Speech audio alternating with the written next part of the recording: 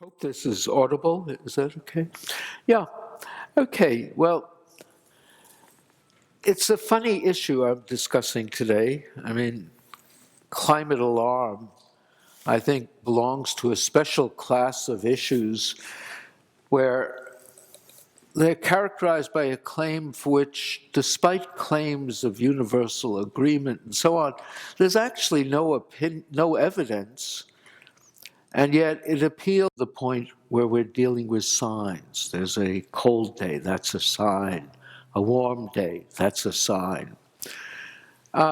This is not unique, as I say, in human history, and there are a lot of examples. I'll go through three that are interesting to me. One is Malthus' theory of overpopulation, very popular to the present. The other is social Darwinism, and the third is the Dreyfus affair. Each of these issues engendered opposition. Only one of them actually led, the Dreyfus affair, to a societal polarization where you had the whole society broken up over it. More commonly, you had believers who form a movement. Look at it. All of these issues have been studied in books, and we can only go through it very quickly. But the issue of climate alarm is actually a bit special in that it appeals to a large number of interests and has strong claims on the scientific community. It also, like the other issues, has the potential to cause exceptional harm to an unprecedented number of people. Now, I'm not talking about warming, I'm talking about our policies that can hurt innumerable people very badly. There's been persistent opposition, but mainly in the US and elsewhere, surprising lack of interest. I mean, every poll I know in America or the UK shows that ordinary people, most people, believe there's an issue but don't regard it as important. You ask people, do you regard it as an issue? Yes. How much would you pay extra for a liter of gasoline? 5 cents. I mean, it's not serious. But all these issues have a certain characteristic. There's profound immorality pretending to be virtue. Let's look at some of these issues. Malthus is well known to all of you. He had the peculiar theory wherein he claimed that the linear growth of food loses out to the exponential growth of population. His view has been popular among academics for 2 centuries.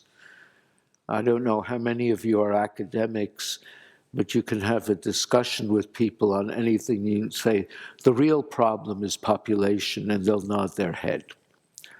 And yet, it's worth noting that Malthus had no evidence that food supply would increase only linearly, nor did he have any evidence for exponential population growth.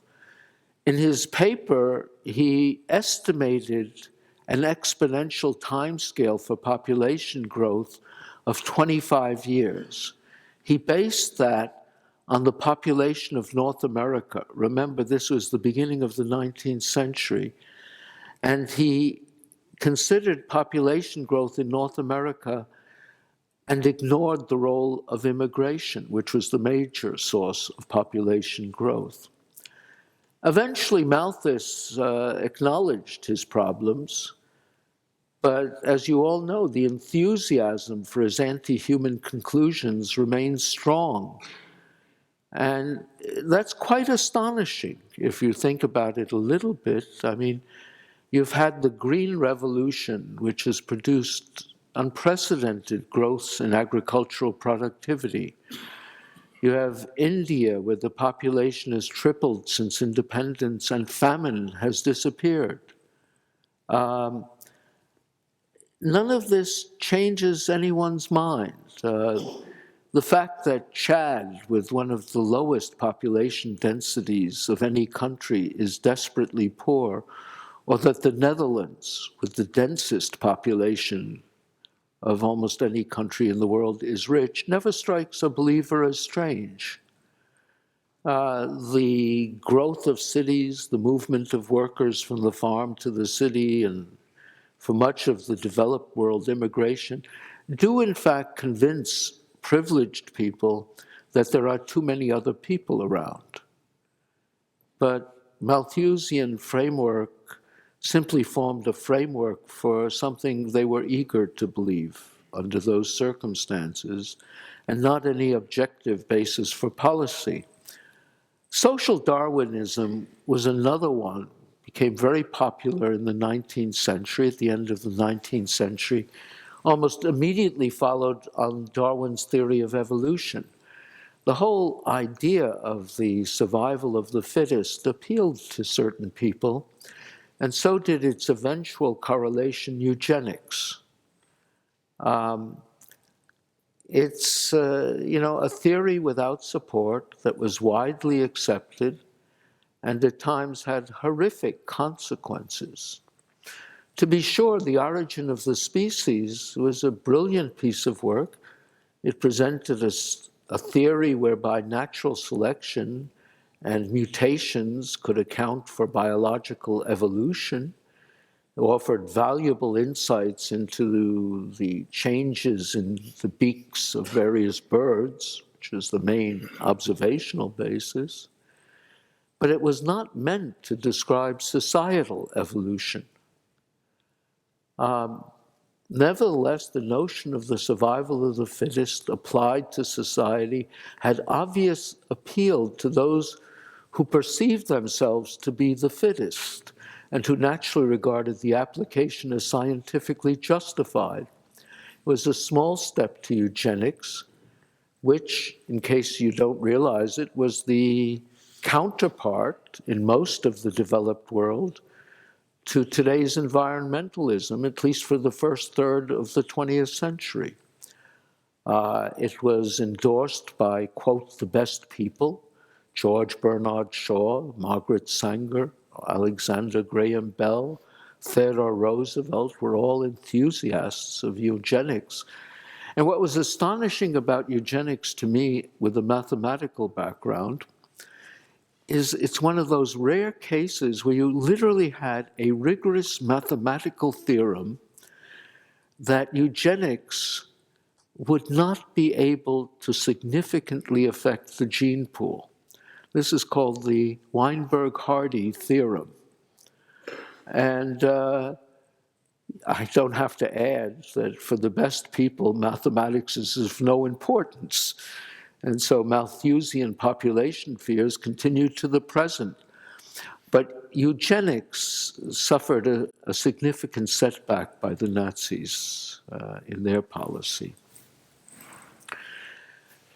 The Dreyfus affair was also curious in this respect. I mean, you had a case in 1894, an officer in the French army was accused of passing secret French military information to the Germans. It turns out there was never any evidence to support this accusation. Nevertheless, there was a strong desire on many people in France, part of many people in France, to believe the accusation. There were a number of reasons for this.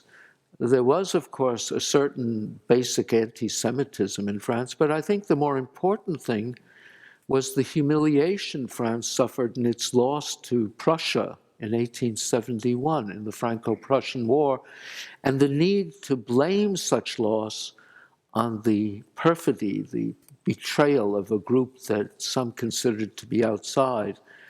The Nazis also had this stab in the back theory for World War I. It was a similar instinct. Dreyfus was tried several times. He was sentenced to Devil's Island. But there were prominent people in France, especially Émile Zola, who were incensed by the obvious injustice. They campaigned for him. The issue literally split France in half. partly because it became involved in the battle between Catholics and secularists.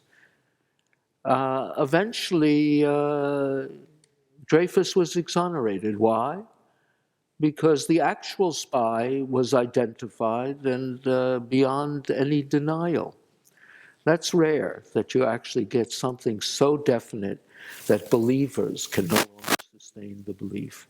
Now we come to the issue of global warming and climate change, and that's a bit extreme compared to these three earlier ones, because it appeals to so many special interests that want to believe in claims of catastrophe regardless of the lack of evidence. Here are some of them. You have economists. There are always arguments between free market economists and economists on the left who believe in planning. And this, for them, is the great case of market failure. They're always looking for market failure. You have UN apparatchiks, who see global warming as the route to global governance, and they say so. You have the usual picture of third world dictators who see guilt over global warming as providing a convenient claim on aid, which, as many of you know, is the transfer of wealth from the poor and rich countries to the wealthy and poor countries. You have environmental activists who love any issue that has the capacity to frighten the gullible into making contributions to their numerous NGOs. You have crony capitalists who see the immense sums being made available for sustainable energy. You have government regulators for whom the control of a natural product of breathing is a dream come true. And one of the most remarkable groups I've encountered are the newly made billionaires who find the issue of saving the planet to be suitable to their grandiose pretensions. They need something that is worthy of their attention. At any rate, you could go on a while on it, but it turns out even the fossil fuel industry is generally willing to go along, and that was a bit of a surprise to me. But, they have good economists, they have good planners. They know there's currently no replacement for fossil fuels. The closest possibilities, nuclear and hydro, are despised by the environmentalists. As long as fossil fuel companies have a level playing field and can pass the expenses to you, they're satisfied. Given the nature of corporate overhead, when they pass the expenses to us, they can actually charge extra. And so it becomes a profit center. Now, even so, you will always find some companies tempted to unlevel the playing field and go along. British Petroleum was obvious on this when they changed their name to Beyond Petroleum, playing greenwashing. But, they don't even need that for this issue. Within the science, the situation is equally grim. You have huge sums of government and private funding that have become available for what was initially a small backwater field. This was not, most of you, I think, have attended college. When you attended university, do you remember that the most brilliant students were studying climate? I don't think so. There are plenty of fields like that. It's not that there's anything wrong with them, but the notion of thousands of the world's greatest climate scientists almost seems inconsistent with what anyone's personal experience is. The science itself has become easy when you have these models that I call malleable. That is to say, all they're required to do is to be able to be adjusted, to be consistent with the data, and then you supplement it by imaginary implications, and we'll see that. Very often what you find in this field is, instead of trying to be more precise, you try to be less precise to leave it possible to be consistent with some catastrophic prediction. This is the opposite of what science is supposed to be. When you have questions within the scientific community, as some of you know, you're immediately met with personal attacks, and in the case of academia, loss of funding and difficulty in publishing. For any young scientist, to question global warming is essentially suicidal. Science is not the only victim of this situation. I mean, let's remember that affordable energy has been the primary vehicle for the greatest advance in human welfare in human history. Remember, the Greeks already had the steam engine, but they didn't need it. They had slaves. When we used it, we essentially ended slavery of a sort. Ordinary people today can enjoy a standard of living or a quality of life that was not available to aristocrats 2 centuries ago. And yet, we are considering policies that will deny this benefit to over 1 billion humans who still lack electricity. For billions more, energy will be less affordable, leading to increased poverty. And poverty itself is a major factor in reduced life expectancy. I think it requires a very strange obtuseness to ignore the basic immorality of this issue. Although these issues have strong political consequences, I'm not sure their origin is itself political. As far as I can tell, politics always is looking for some cause that fits its need. However, once the issue becomes a passionate belief, it becomes impervious to argument. And given how dangerous some of these positions are, it's important to know how to avoid them, but I'm not sure we do. I'll go over some examples of how science has been misrepresented. I doubt these will change many minds, but this is a case where belief inevitably trumps reality, and one is, in the modern world, free to choose one's narrative, as they say. Okay, global warming, is it political or scientific? The two are so intertwined that it's hard to tell sometimes. In 1989, politically, I was still on the left, and I was told that, as such, I should not take a position questioning global warming. Never understood that. But there is, in addition, something I call the iron triangle of alarm, which keeps the issue from being resolved. I've shown this years ago. I mean, you start out with scientists making meaningless or ambiguous statements. You then have advocates and media translate the statements into alarmist declarations, and the politicians respond by feeding the scientists more money. So, you know, this is a wonderful circle. Everyone benefits except people. In terms of the IPCC, it's interesting. The yellow box refers to Working Group 1 in particular. That's the scientific working group. And if you look carefully at the document, it is fairly reserved. It mentions the problems with care. It has a bias. It rejects too much criticism of models, but it still mentions where there are problems. You then have working groups 2 and 3. They really belong to the green part.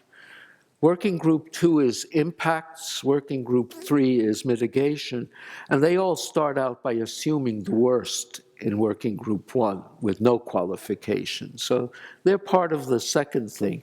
You also have the complication that, of course, politicians not only respond to the alarm by feeding more money, but they can also be advocates in many cases. So it's not as neat a picture as one would like.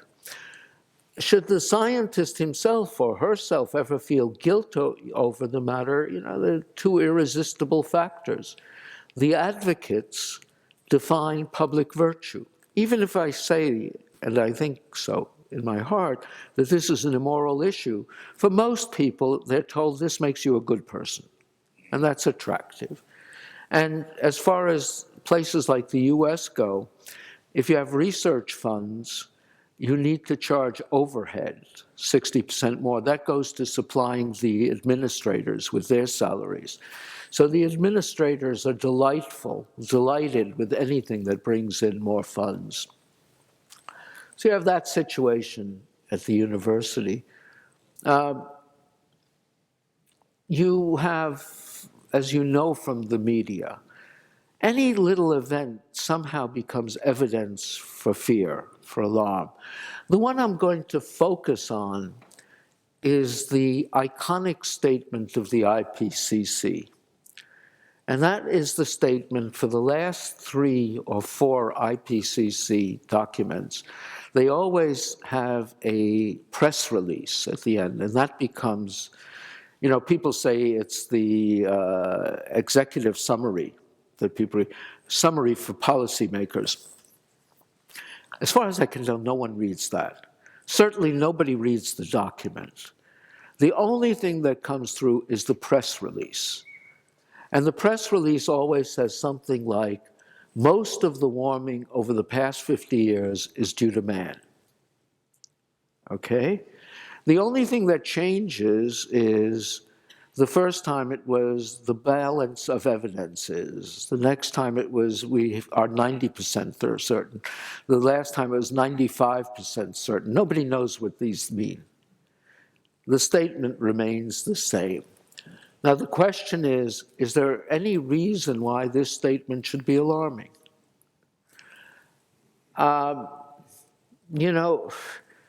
They're talking about the change over the last 50 years. That's about a half degree. Most of it would be about a quarter of a degree. Here is the change over the period since 1850. You have maybe 3/4 of a degree. The pink fuzz is the uncertainty, roughly. And that's not the true uncertainty. The true uncertainty would be greater. That's just the statistical scatter of the data. Here is a picture I have earlier, the later one. I have this one from April 2008. The Boston Globe, our local newspaper, publishes this each day. It has the record for the preceding 30 days. And the blue bars here are the high and low temperature for the day in Boston. The dark gray are the climatological highs and low temperatures for the day. And the light gray are the record-breaking highs and lows for the day, sometime in the past. What is the red line in the middle?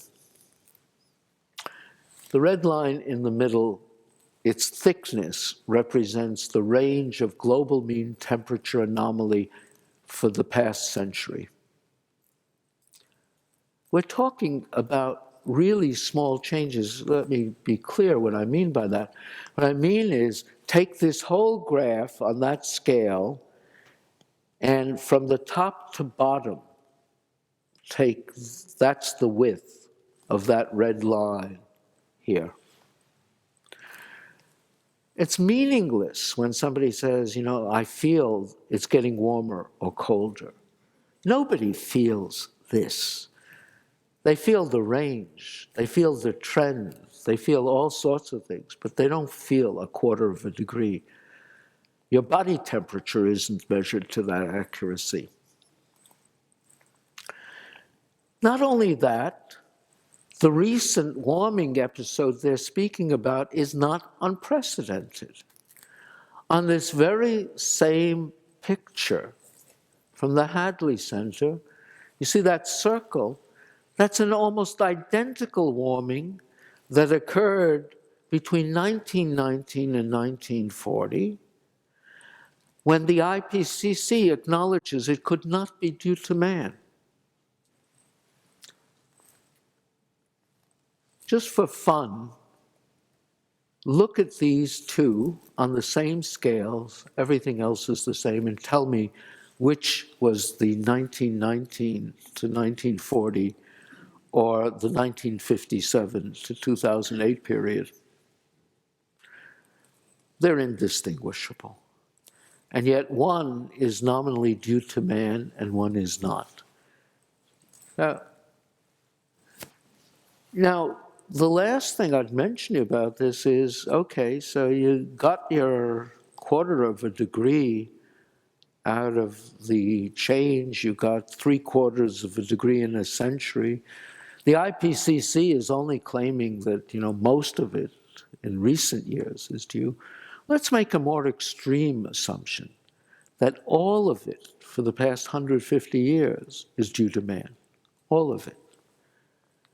Well, you can take models with different sensitivities ranging from, 1/2 degree to 4.5 degrees, 5 degrees, and you can calculate what you would have expected over the last 150 years.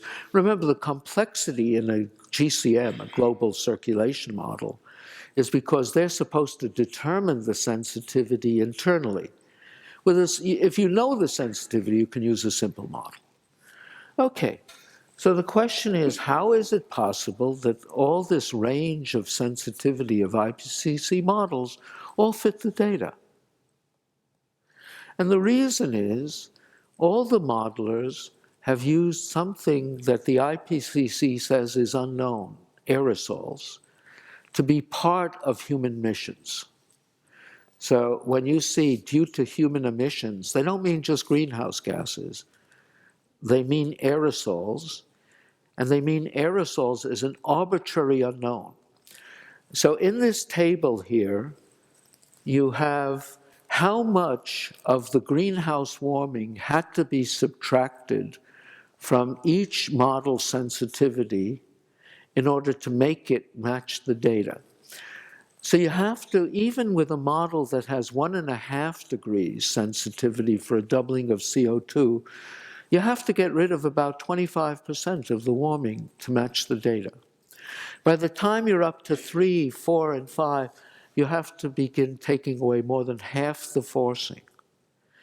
Now, this corresponds to about 1.5 watts per meter squared. Recently, a paper appeared by Bjorn Stevens, trying to narrow the uncertainty in the aerosols. What he comes up with is a best estimate for the aerosols being bounded by 0.5 watt per meter squared. Remember, here we're talking about 3 watts per meter squared, getting rid of 1.5, getting rid of 3/4. And he says it's almost impossible they exceed 1 watt per meter squared. Essentially, it's saying that even if you were to account for all the warming with it, you still wouldn't be able to do much better than 1.5 degrees. If you were to reduce it to 49 or 51% of the warming, then even 1.5 degrees becomes implausible.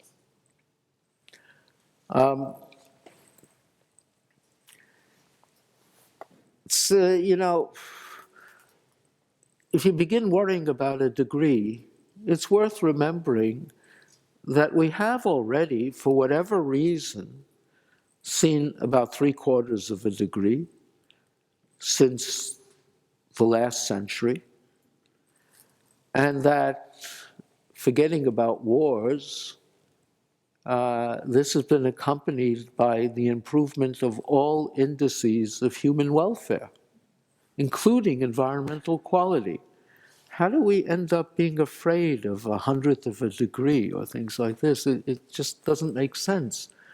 But the question is the IPCC attribution even correct? And, so here is the picture. Here is the instrumental record of temperature. I was just told that it shows it's in perfect agreement with the models. So here's the temperature, not the surface air temperature. It's going no place. What does that mean? It means that there is something at least as big as greenhouse warming. You may not know what it is, but there's something else. What did the IPCC attribution depend on? It depended on the assumption that all other sources of variability were smaller. And that was based on the models, which don't represent things like the Pacific Decadal Oscillation, El Nino, and so on. They're saying, well, that's not true. The model natural variability is inadequate. There's something here that's just as big that prevented whatever. This is a comparison of the models with the observations of lower tropospheric air temperature, but the same would be true for surface temperature. The models form this spaghetti, peculiar on this. Here's the picture of the temperature. This is, again, surface temperature from the Hadley Center. I mentioned this for those who went to my earlier lecture, where it was said that if you use surface temperature, you would see it's behaving just like the models. I don't know where that came from. But, okay, so how did the BBC respond? Well, they responded by the assumption that their audience could not deal with numbers, and you can tell that. Skeptics disagree. They insisted it is unlikely that temperatures will reach the dizzy heights of 1998 until 2030 at the earliest. Look at what they call the dizzying heights of 1998. I mean, it's about 0.05 degrees warmer than something else. Where does this language come from? What about the future? Well, it's obvious that only models with high sensitivity lead to potential alarm, and high sensitivity, I would argue, is grossly unlikely. Now, here you could argue, well, that's my view, I'm a skeptic. All scientists agree differently. But I think it's worth seeing what scientists on the other side actually say. So I've taken some. Here's a letter that is signed. It was a letter to the Financial Times. The date is 2010. It was a letter by the president then of the Royal Society, Martin Rees, a prominent astrophysicist, and the president of the National Academy of Sciences, Ralph Cicero. Both endorse action to stop warming. That's no question. But look at what they say, and you may not be able to read it, so I'll try and read it for you. Calculations demonstrate that this effect is very likely responsible for the gradual warming observed over the past 30 years, and that global temperatures will continue to rise, superimposing a warming on all the other effects that make climate fluctuate. Uncertainties in the future rate of this rise, stemming largely from feedback effects on water, vapor, and clouds, are topics of current research. Think about that sentence for a moment. The first part is trivial. The second part is what the question is. They're saying that we don't know the answer. But what do they conclude?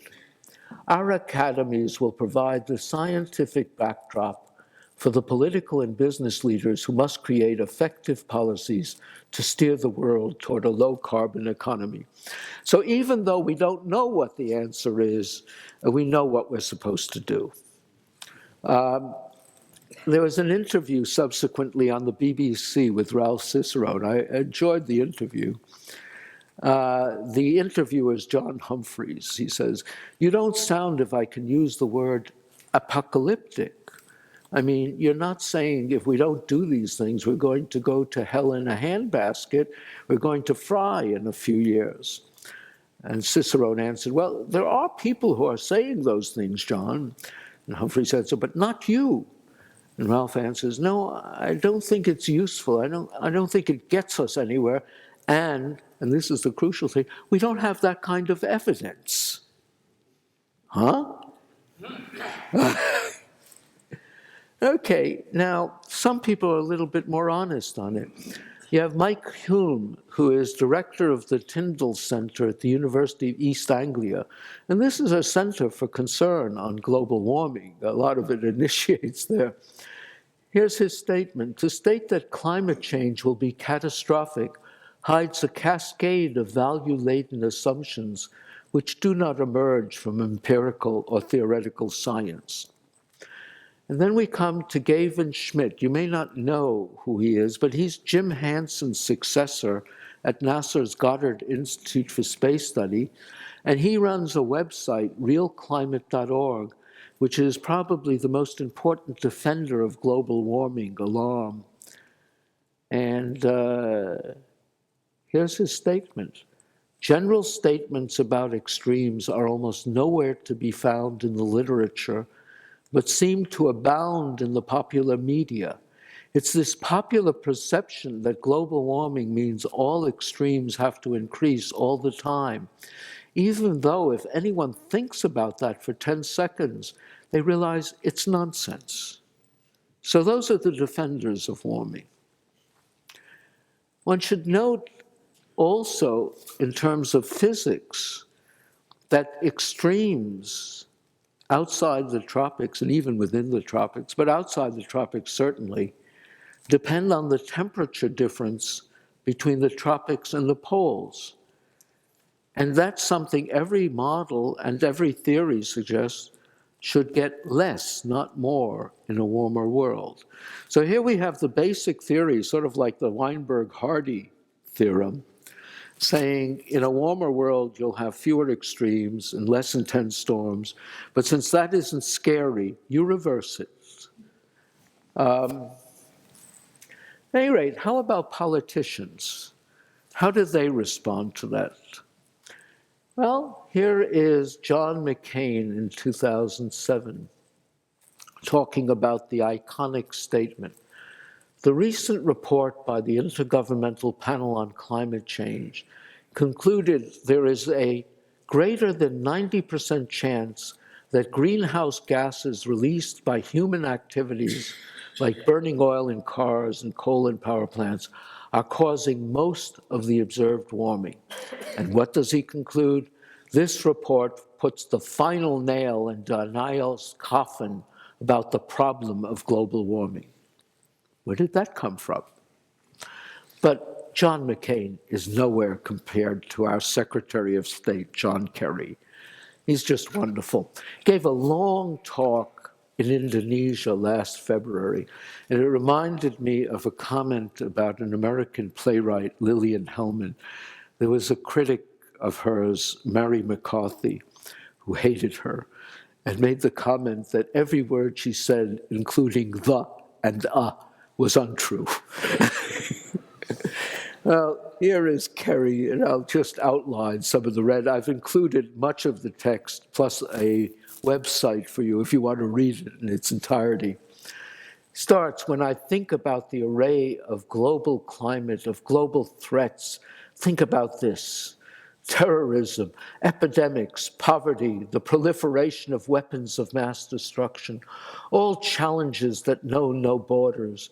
The reality is that climate change ranks right up there with every single one of them. It is a challenge that I address in nearly every single country I visit as Secretary of State, because President Obama and I believe it is urgent that we do so. When he comes to the science, the next red point is the science is absolutely certain. Then he has that it is happening faster than they ever predicted, ever in recorded history. And when they tell us that we humans are the significant cause, let me tell you something, we need to listen. Well, not even the IPCC claimed that. I mean, that is coming from nowhere. Then he comes to 97% of climate scientists have confirmed that climate change is happening and that human activity is responsible. Well, that's sort of the IPCC statement, except they only said most. And that, as we see, did not imply alarm. And they agreed that if we continue to go down the same path, that we are going down today, the world as we know it will change dramatically for the worse. I couldn't find that anywhere in Working Group 1. So now you continue, well, of course, you think it's a complex issue. Our Secretary of State, who virtually flunked out of Yale and probably took one science course for poets, doesn't think so. I know sometimes I can remember from when I was in high school and college, some aspects of science or physics can be tough, chemistry. But this is not tough. This is simple. Kids at the earliest age can understand this. Aren't you glad to know that? I mean, so really, at any rate, he begins to discuss the science.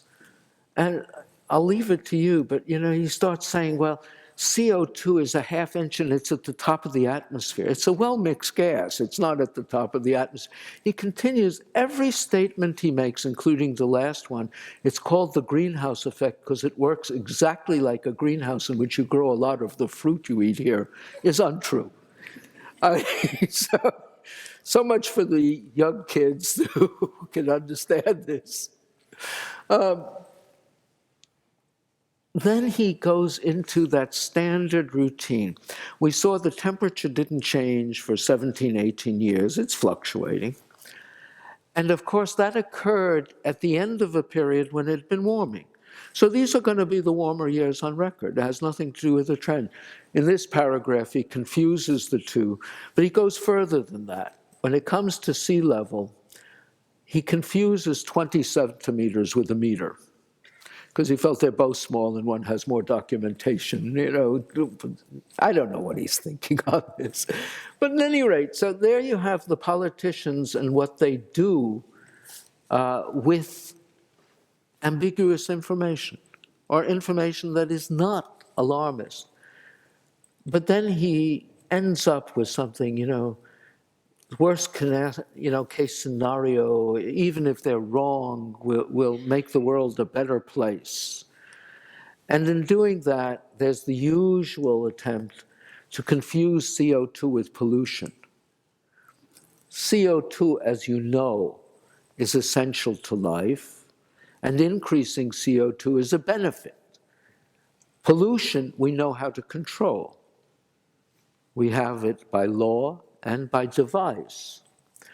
But then that doesn't stop him. We need to move, as usual, with politicians. We need to move together now.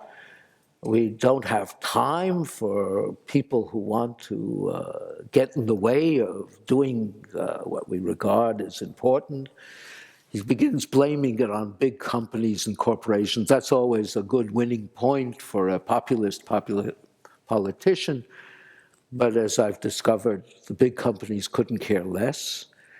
They just want to know what the policy is and go along with it and make their money.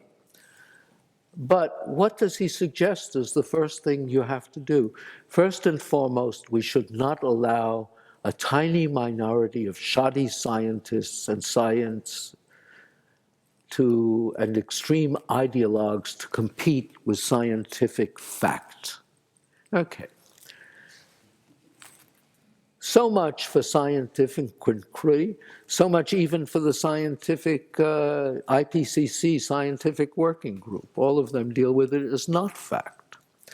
Indeed, the only thing he's showing, and this is in this statement, this is not opinion, this is about facts, this is about science. The science is unequivocal, equivocal. And those who refuse to believe it are simply burying their heads in the sand. Now, President Obama and I believe very deeply that we do not have time for a meeting anywhere of the Flat Earth Society. Okay, he's saying he not only doesn't understand climate, he doesn't understand science. That's no surprise. Now, there are other political figures who are more honest than our Secretary of State. I would include that Christiana Figueres, who's executive secretary of the UN's Framework Convention on Climate Change. Her statement is, she really doesn't care about the science. This is the first time in the history of mankind that we're setting ourselves the task of intentionally, within a defined period of time, to change the economic development model that has been reigning for at least 150 years since the Industrial Revolution. Well, that's an aim, and I don't think she cares about the science. That's the aim she has, and if it serves her purpose, that's fine. Now, Mrs. Figueres is not alone in taking this approach. Pope Francis has an advisor, Cardinal Oscar Rodriguez Madariaga, and he came out, I think a week or so, with severe criticism of movements in the United States that have preemptively come out in opposition to Francis' planned encyclical on climate change. Quoting him, "The ideology surrounding environmental issues is too tied to a capitalism that doesn't want to stop ruining the environment because they don't want to give up their profits." I think this will be an interesting thing to watch, because my understanding is Pope Francis will not come out with that encyclical. It'll be interesting to see if he does. We do know that Madariaga has been urging him to. It's difficult to know whether the political positions represent dishonesty or ignorance or both. As I say, at least the political figures who say they have a policy they wish to endorse and this serves their purpose are in some ways more honest, because one of the things you can say about any proposed measures, certainly Kyoto, it was always a joke, because you could calculate, even if you believe the worst models, all it would do would be change the temperature in 2100 by a fraction of a degree, 0.1, 0.01. It was just absurdly small. To get anything significant, you'd have to know how to control CO2. We don't know how to do that. We know the response is not proportional to what we're doing in any strict sense. But, so the policies are not likely to be relevant to the climate. But, maybe you could do something if you rolled back emissions to before the industrial era. But that would seem a bit extreme. And you can't expect any of the developing world to do this. That's huge. Even if you have a solution for part of it or could replace it, you're still not getting rid of the issue. Now, how do people defend this? It's always defended by the consensus, right? How can you disagree with 97%? How can you disagree with anything? Well, the position itself is a peculiar one, and the novelist Michael Crichton eloquently noted in a lecture at Caltech. Now, I should mention, Michael Crichton was not just a writer. He was an interesting character. He graduated with highest honors from Harvard. He was a physician. He was a research physician. He had a good career. He just liked writing better, and it made him a lot more money.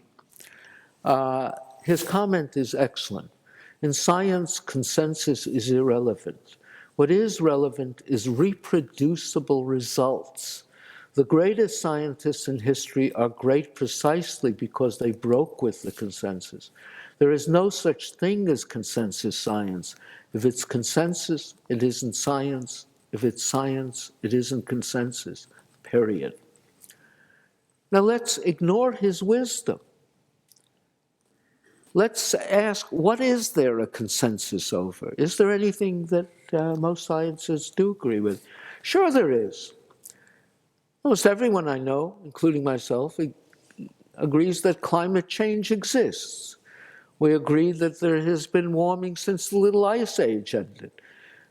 We agree that man's emissions can contribute something to climate change. After all, the flutter of a butterfly's wing can contribute something. We also tend to agree that levels of CO2 in the atmosphere have been increasing for whatever reason. For this, there's widespread agreement. But none of this implies alarm, except in the imagination of the politicians and the green campaigners and the media. And given the iron triangle I described, it's unlikely, I think, that many scientists will complain about the misrepresentation of the consensus. In view of the very serious implications of the proposed policies alleged to deal with global warming, such as the restriction of access to electricity for 1.3 billion human beings currently without such access, and the increased poverty for billions more with its obvious implications for health and longevity, not to mention foregoing the well-established benefits of added CO2. It's clear that we really do have a potential planetary emergency. However, as is so often the case, the emergency does not arise from science and technology. It arises from politics. It's worth examining whether science can play a role in the mitigation of this emergency. It is doubtful whether the answer will consist in research grants, but science has a lot at stake. It has, over the last several centuries, earned as its rationale being the most effective tool for objective assessment. We're squandering it, and with it, we're destroying the basis for public trust and support. Thank you for your attention. I hope that all of you will sleep better knowing that we only have to deal with the normal run of catastrophes provided by both nature and our political leaders, and that man-made climate change is unlikely to compete with these traditional sources. Thanks again.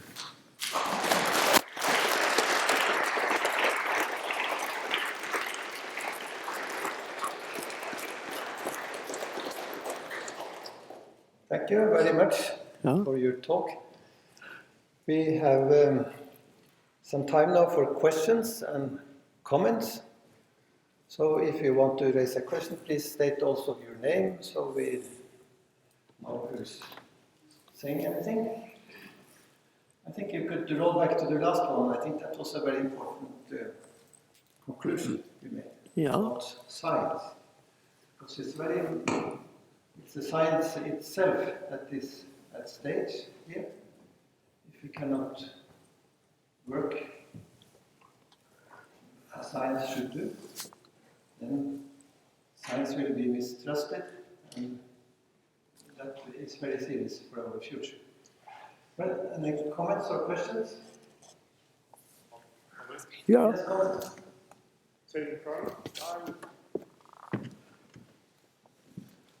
Just to say, very fascinating.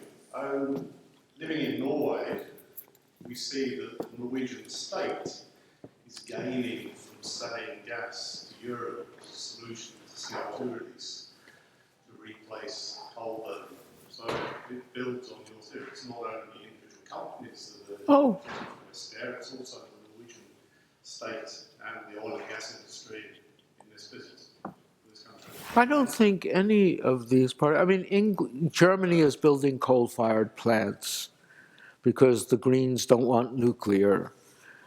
England is just about ready to ban windmills. The Green movement in the US might care about a fish, but they don't care about thousands of eagles. I mean, all of this has a strong element of hypocrisy. Sure, you're right. Yeah, man in front of you, yes? Irrelevance. My question is regarding the issues we see in, for instance, California, where we have desertification and less rain in years. And a lot of the arguments from the Greens are this is reason global warming and climate change. And how is this coming into play? Yeah, I mean, everything is. There's a website, which is a delight, all the things that have been attributed to global warming, obesity, prostitution, whatever you want. California has several problems. One, it has It is a desert, for which one of its most important activities is agriculture. Can you imagine the irrationality of growing rice in a desert, which is what California does? They have water supply problems, but they also are totally irrational in their use of water. They have prevented the development of reservoirs because the environmental movement is against it. And they've had droughts before. Now, we've gotten into the habit, it snows, it's due to global warming. We have a drought, it's due to global warming. We have floods, it's due to global warming. By now, I think the public at large knows it's a joke. The only people who don't know it's a joke are academics.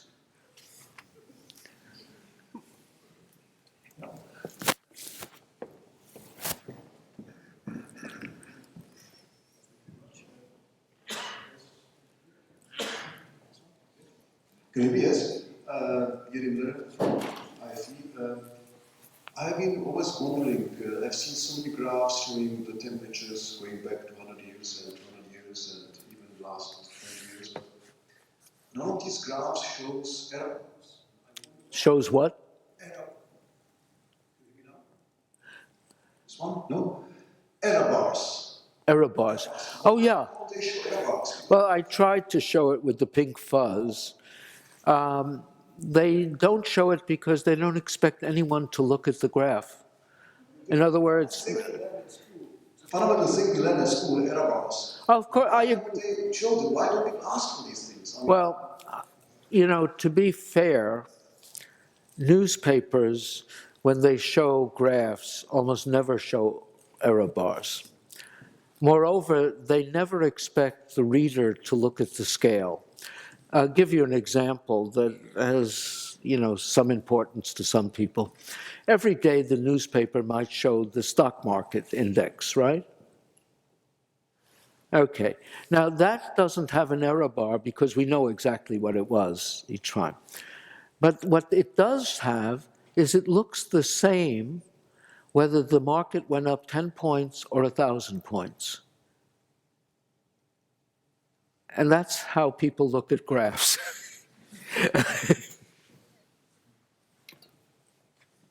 You showed the figures that the models didn't work compared to observations. Yeah. And I think that's well demonstrated. What about the future development of models?